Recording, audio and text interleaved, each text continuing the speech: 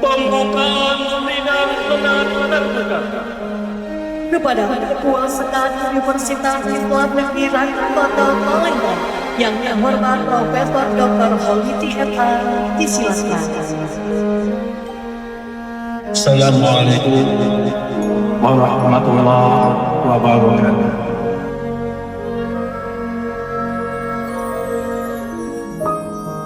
Surat Keputusan Rektor Universitas Islam Negeri Rakyat Kota Palembang nomor 1319 tahun 2020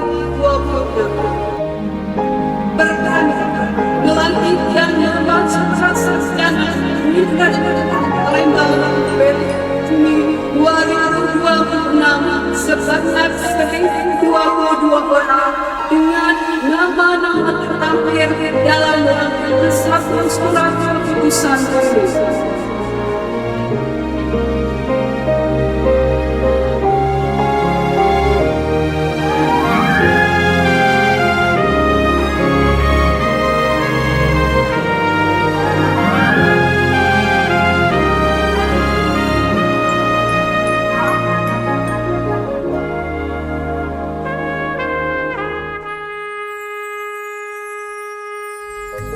Assalamualaikum warahmatullahi wabarakatuh.